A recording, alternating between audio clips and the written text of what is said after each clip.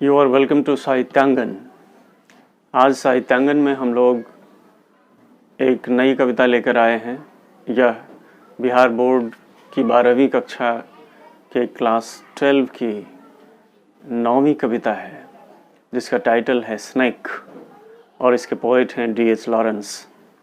D.H. Lawrence का जन्म 1885 ईस्वी में हुआ था और इनकी मृत्यु 1930 ईस्वी में हो गई। ये एक नेचुरलिस्ट पोएट थे जो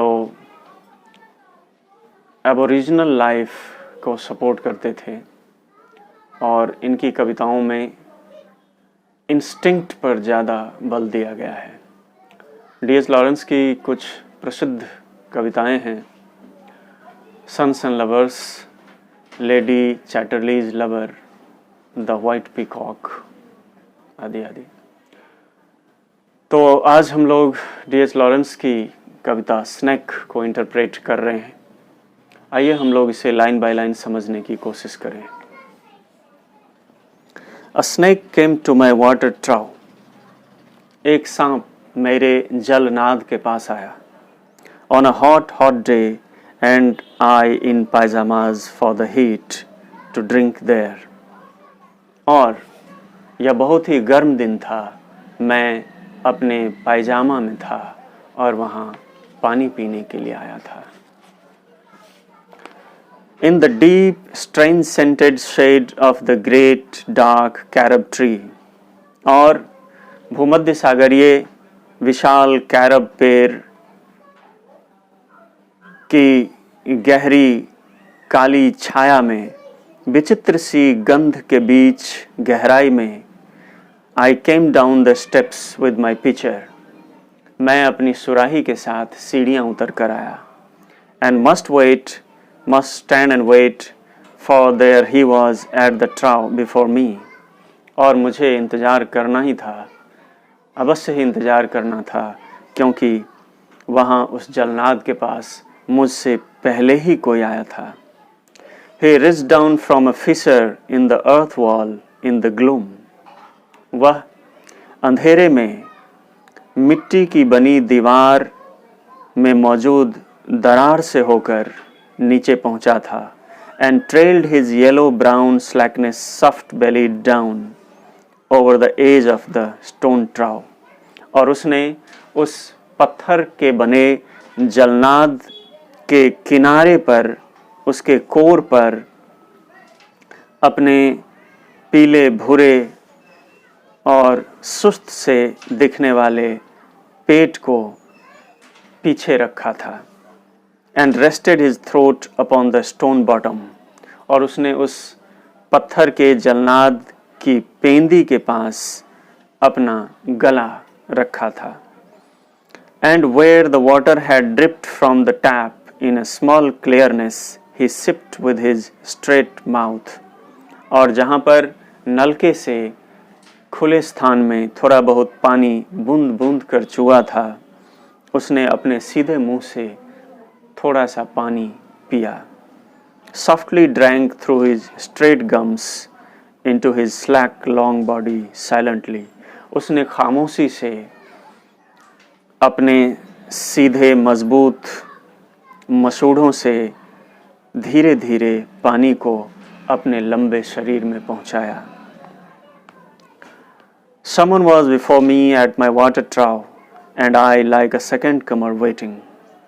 मेरे जलनाद के पास कोई आया था और मैं द्वितीय आगंतुक की भांति इंतजार कर रहा था। He lifted his head from his drinking as cattle do. उसने पानी पीते समय अपना सिर उठाया मवेशियों की तरह। And looked at me vaguely as drinking cattle do.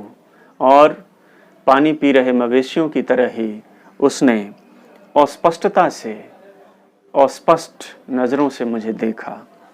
And flickered his two-forked tongue from his lips and mused a moment. और अपने दो हिस्सों में बटी जीभ को उसने अपने होठों पर से लपलपाया और एक घड़ी के लिए चिंतन किया। And stooped and drank a little more. फिर वह झुका और थोड़ा सा और पानी पिया। being earth brown, earth golden from the burning bowels of the earth on the day of Sicilian July with Etna smoking. चूँकि वह बहुत ही गर्म दिन था और मानो धरती का पेट गर्मी के मारे गोल्डन हो चुका था. Being earth brown, earth golden from the burning bowels of the earth. धरती का पेट जल रहा था, ठीक उस तरह से जैसे एटना में ज्वालामुखी विस्फोट हुआ हो, और इसलिए उस सांप का रंग भी गोल्डन हो गया था. वह अर्थ ब्राउन पहले से ही था और इस गर्मी के कारण वह गोल्डन कलर का, सुनहले रंग का हो गया था. The voice of my education said to me, भीतर से मेरी शिक्षा ने मुझे आवाज दी, he must be killed, उसे मरना ही होगा. For in Sicily the black snakes are innocent, the gold are venomous. क्योंकि सिसिली में ब्लैक स्नेक को निर्दोष समझा जाता है और गोल्डन कलर वाले को जहरीला माना जाता है. And voices in me said, if you were a man, you would take a stick and break him now and finish him off. और मेरे भीतर की आवाज़ों ने मुझे कहा, यदि तुम मर्द हो तो तुम एक छड़ी उठाओगे और उसके बदन पर तोड़ डालोगे, उसे समाप्त कर डालोगे. But must I confess how I liked him? लेकिन मुझे यह स्वीकार ही करना होगा कि मुझे वह कितना पसंद था. How glad I was he had come like a guest in quiet. मैं कितना खुश था कि वह खामोशी से मेरे यहाँ किसी अतिथि की तरह आया था. To drink at my water trough, मेरे जलनाद के पास पानी पीने के लिए. And depart peaceful, pacified and thankless into the burning bowels of this earth. और वह यूं ही शांतिपूर्वक, संतुष्ट होकर, बिना थैंक लिए हुए, बिना धन्यवाद के धरती के जलते पेट में समा जाए, यानी कभी को यह नागवार गुजरेगा, ऐसा उन्होंने सोचा. Was it cowardice that I dared not kill him? क्या यह एक cowardice थी? क्या यह कायरता की बात थी कि उन्हें उसे मारने की हिम्मत नहीं हुई? Was it perversity that I longed to talk to him? या यह एक अनैतिकता थी कि उन्होंने उस सर्प से बात करने की इच्छा की? Was it humility to feel so honored? या यह विनम्रता थी कि उन्हें इतना ज़्यादा सम्मान महसूस हुआ? I felt so honored. मुझे बहुत ज़्यादा सम्मानित महसूस किया, मैंने बहुत ज़्यादा सम्मानित महसूस किया. And yet those voices, if you were not afraid, you would kill him. और फिर भी उनके भीतर वो आवाज़ें उठती रहीं, यदि तुम डरे हुए नहीं हो तो तुम उसे मारोगे. And truly I was afraid, I was most afraid. और सचमुच मैं डर गया था, मैं बहुत डर गया था. But even so, honored still more. लेकिन इसके बावजूद मैं जितना डरा था उससे ज़्यादा सम्मानित महसूस कर रहा था. That he should seek my hospitality from out the dark door of the secret earth. कि वह रहस्यमयी धरती के अंधेरे दरवाजे से मेरे आतिथ्य को स्वीकार करने आए, ऐसा सोचकर मैं सम्मानित महसूस कर रहा था. He drank enough and lifted his head dreamily. उसने पर्याप्त पानी पी लिया और फिर अपने सिर को स्वप्नवत उठाया, as one who has drunken, उस आदमी की तरह जिसने पी रखी हो. And flickered his tongue like a fucked night on the air, so black. और उसने अपनी जीभ को कांटेदार रात की तरह मानो हवा में उछाला, बहुत ही काला. Seeming to lick his lips, ऐसा लगा जैसे वह अपने होठों को चाट रहा हो. And looked around like a god unseeing into the air. और वह अपने चारों ओर हवा में इस तरह किसी देवता की भांति देखा जैसे सब देखकर भी कुछ ना देख रहा हो. And slowly turned his head, और धीरे धीरे अपना सिर मोड़ा. And slowly, very slowly, as if thrice a dream, और काफ़ी धीमे से, अत्यंत धीरे धीरे, मानो तिहरे स्वप्न में हो. Proceeded to draw his slow length curving round. उसने अपने घुमावदार शरीर को धीरे धीरे मोड़ने की तरफ बढ़ाया and climb again the broken bank of my wall face, और फिर से मेरे दीवार के सामने वाले टूटे हुए किनारे पर चढ़ा।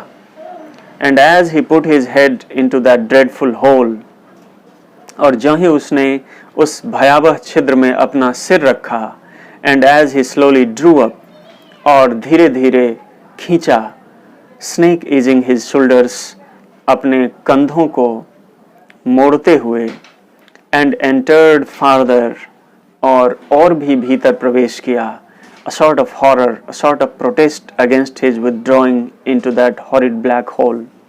एक तरह का आतंक, एक तरह का विद्रोह उसके उस भयावह काले छिद्र में वापस जाने के विरुद्ध उठा। Deliberately going into the blackness, जानबूझकर उस अंधेरे में जाना, and slowly drawing himself after, और धीरे धीरे अपने आप को उसके पीछे खींचना। Overcame me now, his back was turned. उसने मुझे अभिभूत कर लिया, उसकी पीठ मेरी तरफ दिख रही थी। I looked round, मैंने चारों ओर देखा। I put down my pitcher, मैंने अपनी सुराही नीचे रखी। I picked up a clumsy log, मैंने एक भद्दे से दिखने वाले लट्ठे को उठाया, and threw it at the water trough with a clatter, और उस वाटर ट्राउ पर एक जोरदार आवाज के साथ उसे फेंका। I think it did not hit him, मुझे लगता है इससे उसे चोट नहीं लगी। But suddenly that part of him that was left behind convulsed in undignified haste, लेकिन अचानक उसका वह हिस्सा जो पीछे छूट गया था, विचित्र सी जल्दीबाजी में ऐंठ गया। Writhed like lightning, किसी बिजली की भांति उसमें ऐंठन हुई, and was gone into the black hole, और वह उस काले छिद्र में समा गया। The earth lipped fissure in the wall front, जो उस दीवार के सामने वाले हिस्से में मिट्टी की दरार के कारण था। At which in the intense still noon I stared with fascination, और यह देखकर उस दोपहरी में मैं उसे घूरकर मंत्रमुग्ध सा हो गया। And immediately I regretted it, और तुरंत मुझे इसका अफसोस हुआ। I thought how paltry, how vulgar, what a mean act. मैंने सोचा यह कितना तुच्छ, कितना अश्लील और कितना घटिया कृत्य था। I despised myself, मुझे खुद से घिन हुई, and the voices of my accursed human education, और मेरे भीतर जो निगोरी शिक्षा की आवाज थी उससे भी घिन हुई। And I thought of the albatross, और मुझे अल्बाट्रॉस का ख्याल आया। अल्बाट्रॉस का जिक्र the rhyme of the ancient mariner में हुआ है, जिसे एस.टी. कॉलरिज ने लिखा है, और उसमें यह दिखाया गया है कि जहाज़ के यात्री उस अल्बाट्रॉस को मारकर खा जाते हैं, और इसके बाद उन लोगों का दुर्दिन शुरू हो जाता है, दुर्भाग्य शुरू हो जाता है। फिर एक एक कर लगभग सारे यात्री समाप्त हो जाते हैं। तो उन्हें उस अल्बाट्रॉस पक्षी का ख्याल आया। And I wished he would come back my snake, और मैंने कामना की कि मेरा वह सांप फिर से वापस आए। For he seemed to me again like a king, क्योंकि मुझे फिर से एक बार वह राजा प्रतीत होने लगा। Like a king in exile, किसी वनवास में राजा की तरह। अनक्राउंड इन द अंडरवर्ल्ड, जिसे भूमिगत जगत में बेताज रखा गया हो। Now due to be crowned again, और अब जिसे फिर से ताज पहनाने का वक्त आ गया हो। And so I missed my chance with one of the lords, और इस तरह मैंने जीवन के एक स्वामी के साथ एक अच्छा सा संयोग खो दिया। And I have something to expect, और अब मुझे इसकी प्रायश्चित करनी है। अ पेटिनेस, उस तुच्छता की, उस घटियापन की जो मैंने प्रदर्शित की। तो यही एक कविता थी मुझे लगता है इस कविता को आप लोग लाइन बाय लाइन समझ गए होंगे। और अब आइए हम लोग इसे समराइज करते हैं। Well, Snake is a long poem written by D.H. Lawrence, and this poem presents a great conflict in the mind of the speaker, who is the poet himself here. Once it happened that a snake came at the water trough of the poet, and he met the snake there because he was also there present to drink water. But as the snake was the first comer, he had to wait. He saw the snake and felt very honored that it had come. It had sought his hospitality there. After that, after some time, when the snake proceeded to withdraw, to go into the black hole again, there started a protest in the heart of the speaker. And then, as his educational voice called him from inside to kill that snake, he lifted a clumsy log from there in his hand and threw it hard onto the snake. Suddenly, the snake moved into that fissure and was gone. At this incident, the poet almost lamented, and he thought to such an extent that he had to expiate that action because it was a paltry action. It was a mean act from his part. So this poem explains very well the conflict, a region in the mind of the speaker. The conflict is between a normal aboriginal human being and the educated one. And the poet has proved that in life our education is destroying the natural instinct that unites all the living creatures of this world. So this is a very nice poem to read. Okay, thank you. और अंत में फिर मैं वही बात दोहराना चाहता हूँ कि जब भी आप इस तरह का कोई वीडियो देखते हैं तो उसे लाइक करें, उस पर कमेंट करें और चैनल को सब्सक्राइब करना भी ना भूलें, ताकि आने वाले दिनों में आपको और भी बहुत सारे वीडियोस के नोटिफिकेशंस मिलते रहें।